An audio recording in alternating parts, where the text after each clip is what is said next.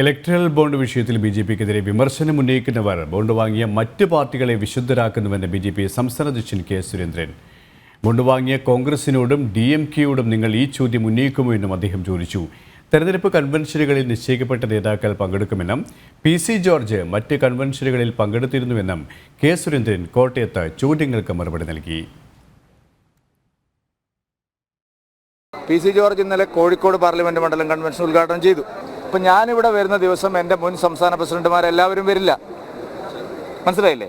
ഓരോ സ്ഥലത്തേക്കും ഞങ്ങൾ ഓരോരുത്തരും നിശ്ചയിക്കുകയാണ്. NDAയുടെ 2 കൺവെൻഷനുകൾ അദ്ദേഹം ഉദ്ഘാടനം ചെയ്തു. നിങ്ങളൊരു വരി വാർത്ത കൊടുത്തില്ല. Electoral bond Congress വാങ്ങിയിട്ടില്ലേ?